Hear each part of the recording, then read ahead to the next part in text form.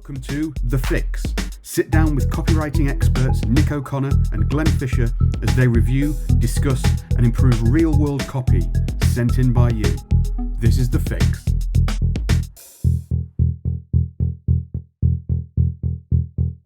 Well, hello and welcome to a special episode of The Fix. I am not joined by my loving partner, Nick. He is at the moment, I'd like to say he's in London on business, but the truth is he's writing my name out over and over again, which he does every month, just to remember. He finds it peaceful. I don't know why, but he just writes Glenn Fisher usually 1,000 times. That's what he's doing today. So we're going to do things slightly different. Because you can see I am joined by a special guest, Chloe Miller, and we are going to talk around an issue, and it's an issue that is quite, well, it shouldn't be, and it's one of those things where I'm going to say it's quite difficult to talk about. Not a lot of people talk about it, so we are going to try and just hit it head on. I'll probably say something weird and wrong. That's almost 100% going to happen.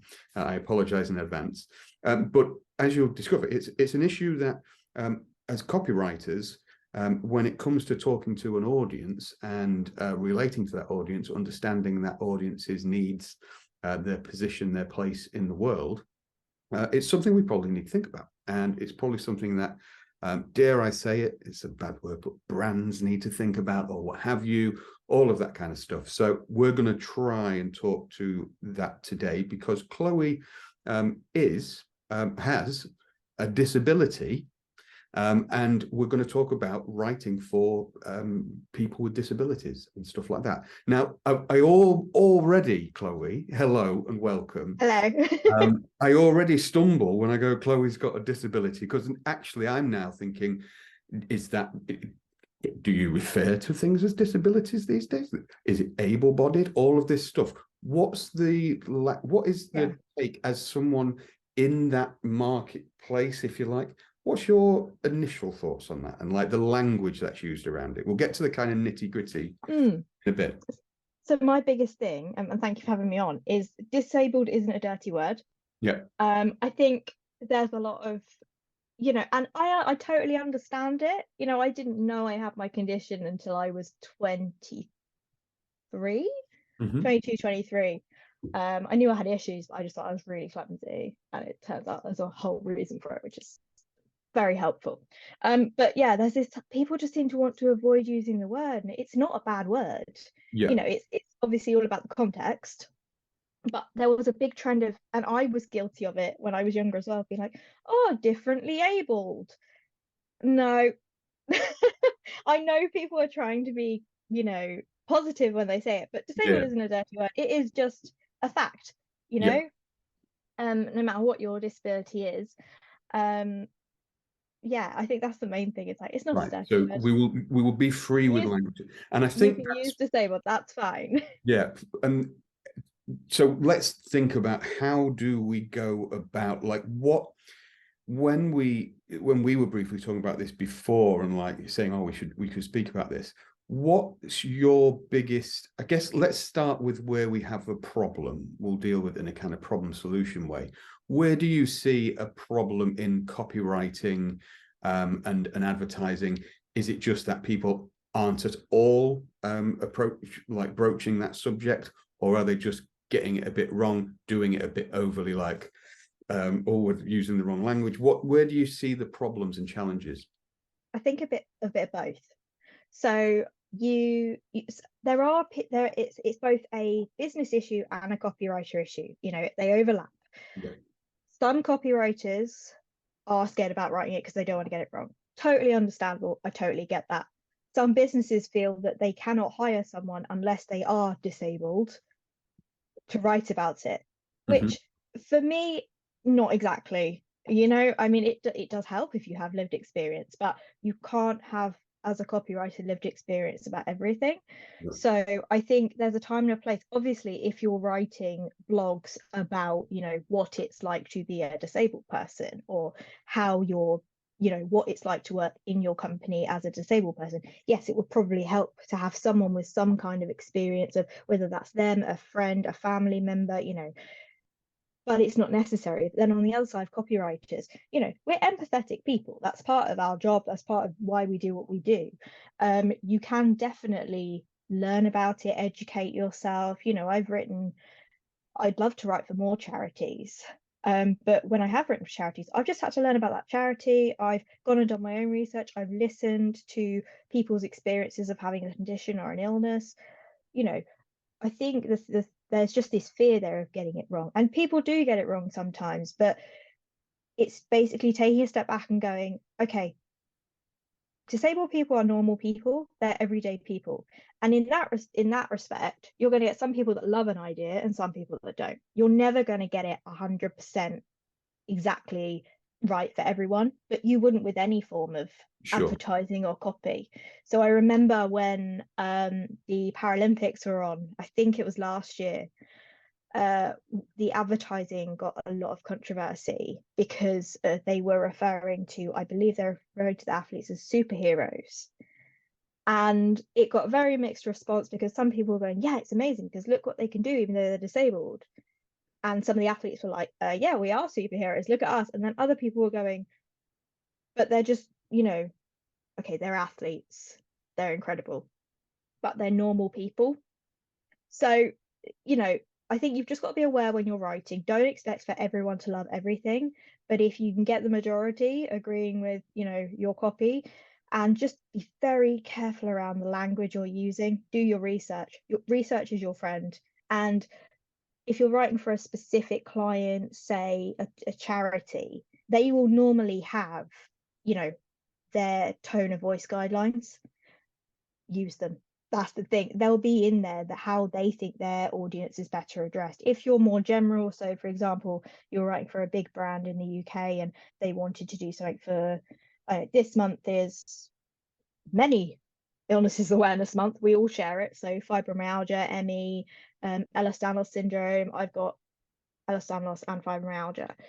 Say you wanted to do something about that and you went, well, I know nothing about this condition, but the client wants me to write about how we're helping, with swimming or something, because it's very good for you. If you actually had the time to reach out to those charities, or someone, if I saw a post on LinkedIn that said, hey, does anyone know have EDS and wouldn't mind talking to me for 10 minutes so I can understand it? Don't be afraid to ask. Google first, then ask. Yeah. Because, disabled people aren't your walking Wikipedia. But at the same time, show you've done your research by having an understanding. But then if you want to go, oh, actually, can I get your opinion on this, or things like that? I know we're talking as if we have the luxury of time, and as copywriters we don't always, but if you just have that in the back of your mind, and that's why it's but even you inviting me on here and letting me talk about it, that's going to help so many people, because they might have looked at a job for a big charity and gone, oh, I don't know enough about what it's like to be deaf, for example, yeah, hard of hearing. Depending on the language you use, people have different preferences. But they listen to this and go, oh, okay, yeah, I didn't think of contacting a charity or speaking to someone who in my network who perhaps has spoken about it before. Yeah. And the best thing you can do literally is talk to people and do your research, which sounds really simple. Yeah, well, you say it's simple. Believe me, as I get older and more curmudgeonly, the simplest advice is the best advice, and it is all simple stuff. It's more often having the discipline to follow that advice. But what you're speaking to there, in the sense of if you're hired to write, I guess, and I want to kind of have a slightly move the conversation slightly in a moment. But if you're hired to kind of write for, let's say, a charity specifically targeting a particular disability, so maybe something deaf or sight-based thing or whatever it might be, if you obviously have a lived experience of that stuff, then you're kind of great. That's your natural thing.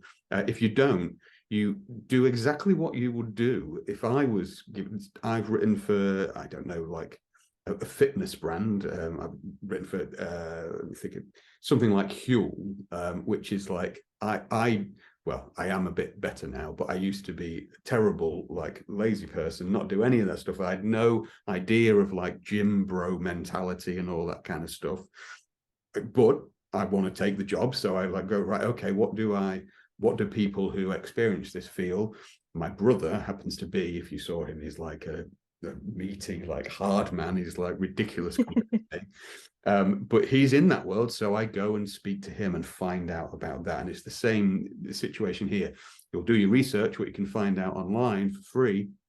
But if you can find someone who's got that, someone hopefully close to you, if not, you can reach out on places like LinkedIn or what have you, whatever social media you're using. You do your research as a good copywriter should and normally would. So, and you say about time and everything, but I would still argue that if you do the research, you'll write better copy anyway, and there you go. Totally. Yeah. So that's good. And I guess you can, I know you're not going to speak for all disabled people. No, 100% not. But in theory, if you are respectful and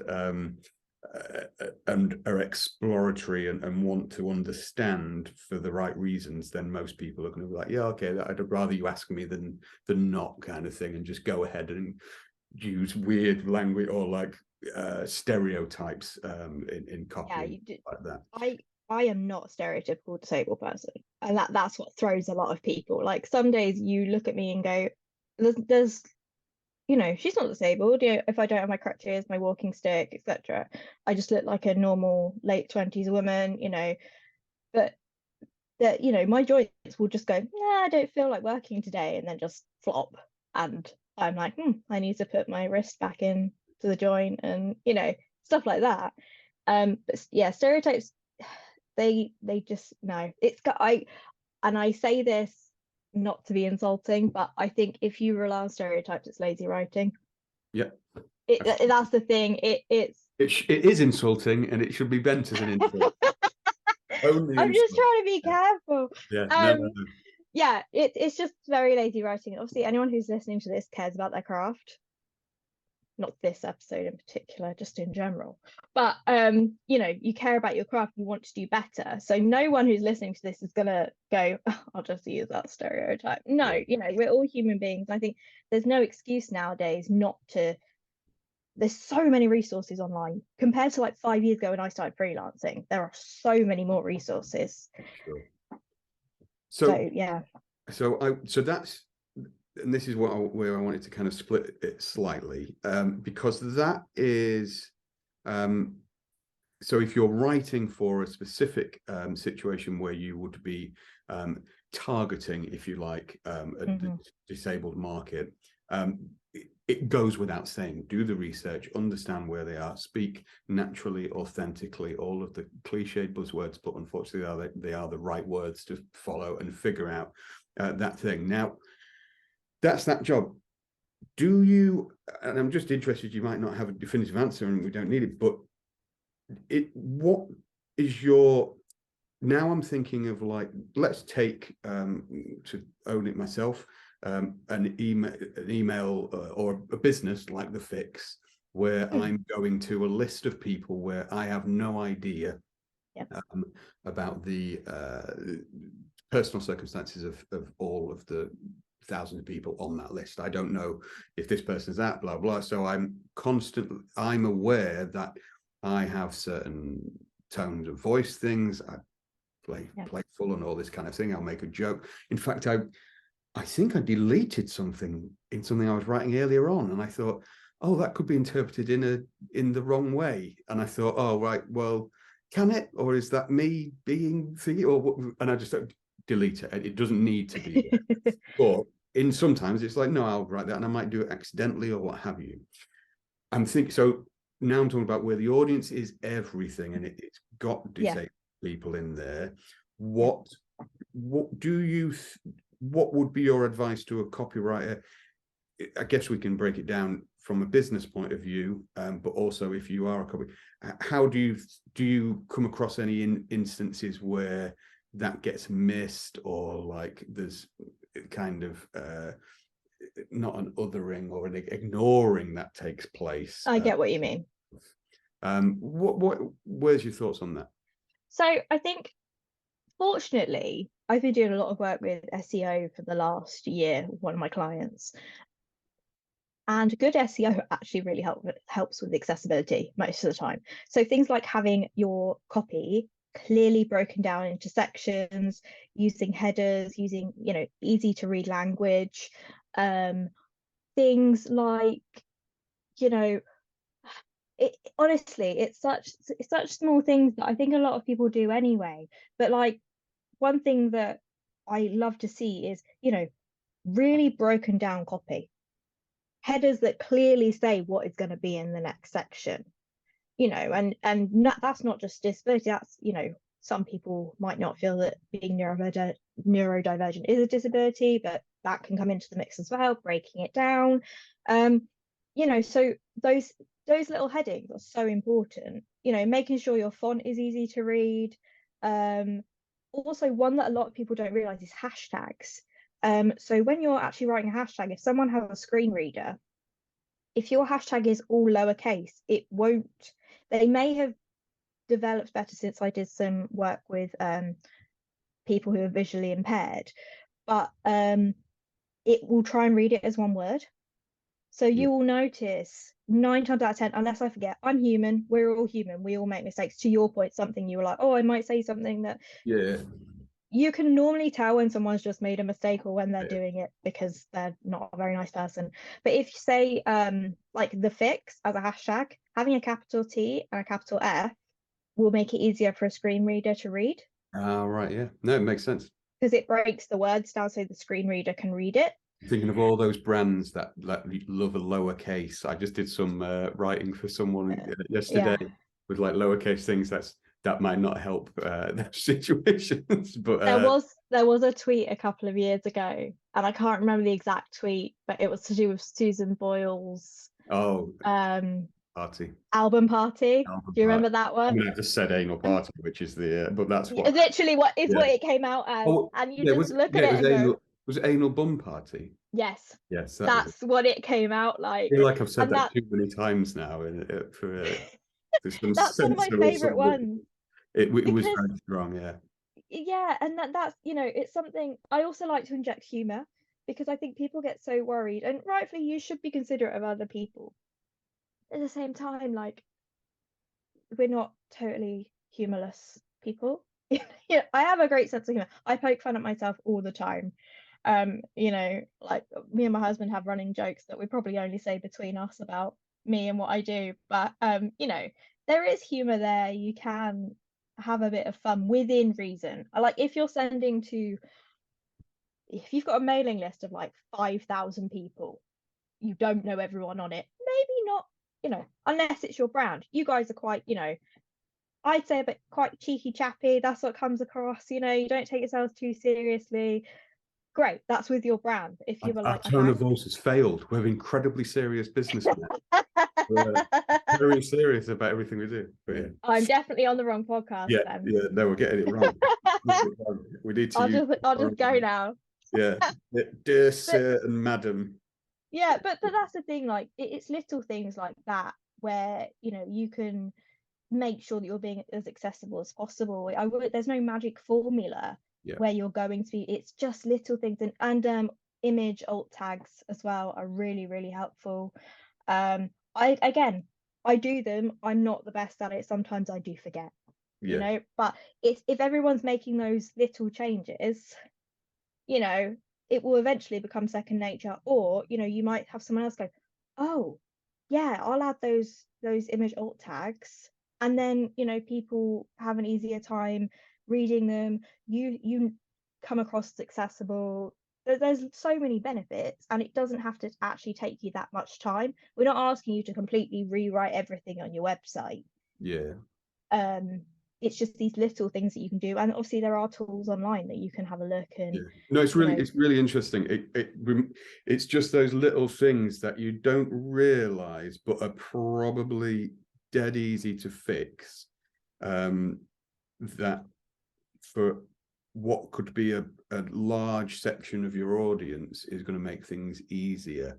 And it's also, without being cynical, I'm not being racist, but with that being cynical, the idea that not many other people will do it. That too.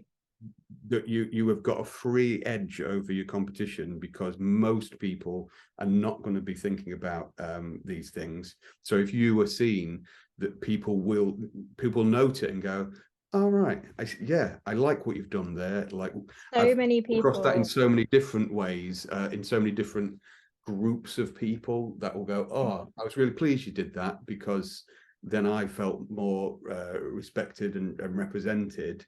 And I'm like, good, because that was my intention. But something like this, I've never thought about for the hashtag thing, for instance, or like image alt, because I'm just like desperately like trying to get like but about that's the thing now. You'll remember that now. yeah, And as long as if I go away and do two more things, that's someone who's doing two more things, and it all comes from just little incremental changes, but also just talking about it, which is what most people want, but most people won't do, because it's kind of, oh, can't say it in case they offend someone. It's not about that. It's just going, all right, okay, I didn't realize that. Cool. Yeah. I'll fix that. Literally that. It's not someone that's going to come to you and go, oh, well, it's not like if I forgot an alt tag tomorrow, which, I do need to be better. I fully admit that it's something that I need to be better at remembering to do. But it doesn't mean someone's going to come up to you and go, well, you talked about that on a podcast, now you're not doing it, so you're a terrible person, take your 5 stars away. It's just things that you can do to help people and just be a bit more mindful. It's the trying. You don't have to be perfect. Good. Because I'm not perfect, but we'll get there. No, me neither. We'll get there. I will achieve perfectionosity. So I want to ask one final thing. Yes. And on that same theme is, if someone watching this, listening to this, has a disability that they are particularly passionate about and like want to kind of see a change in the world, but maybe in our industry, or maybe in a particular brand or something, they love this brand, but they're like, oh guys, you keep getting this wrong, or what have you. Have you come across instances where a copywriter, you might go to a brand and go, hey, I noticed you were doing this, but you're missing a massive chunk of your audience out, or this is there, again, without being in a patronizing way and going, you're doing this wrong, people, but just in a, hey, I've a great idea the other day. I suffer from this particular thing, and I noticed that you're not doing X. Do that. I could actually help you do that. Do you have any instances of that? Or do you think that's something that people, if you are particularly moved by something like that, would be worth like adding to your kind of, I'm thinking of like pitching for work. We Fixed Accelerator, we have a lot of people pitching for work, and the most successful, we had a great example recently. I want to give the copywriter credit. I think it was Daryl who did it, and I apologize if it's not Daryl Bennett, and I think that's his name. These names are in my thing. I'm trying to learn everybody on my list's name, which you're doing better than me. Yeah, but anyway, he did a thing where it's like, oh, I use your product, I realized you didn't send any welcome emails or something along those lines. I'm a copywriter, I could do that for you. Do you think that would be a thing? Have you ever seen any instances of that? Or so I haven't seen it myself. It is literally, I have a list of places I would like to write for in relation to disability, which, it's one of those things for me. I've been quite busy, so it's gone on the list as I need to do this, but I'm so packed that I haven't got time. But I would say, totally 100%. And just point out, because like you said, someone might not have considered it in their marketing team, for example. Sure. So it's another angle, but also I think, be aware of your worth and your time when you do that, because there will be businesses out there that go, oh yeah, you can do it for free. Yeah. And no, like, you want to see that change, but also don't let them take advantage of you. Yeah. And equally, I think if you want to start making a difference and making people more aware, I mean, I posted on LinkedIn this week about HEDS and fibromyalgia because it's the awareness month, and I was like, hey, I do it every year. I'm like, this is what they are, this is what they mean, and I always end it with, if you have any questions or want to talk to someone about either these conditions more generally or how you can support friends, family and colleagues, please reach out to me. So if you want to do something like that, but you're going, oh, I don't know how, it's always good to reach out to other people maybe in your situation or similar. You can always use it to bounce ideas. I mean, other copywriters aren't your competition. It took me a little, when I first started, I was like, oh, of course they are. No, collaboration is key. Like, I've got some amazing jobs off of other copywriters because they didn't have capacity.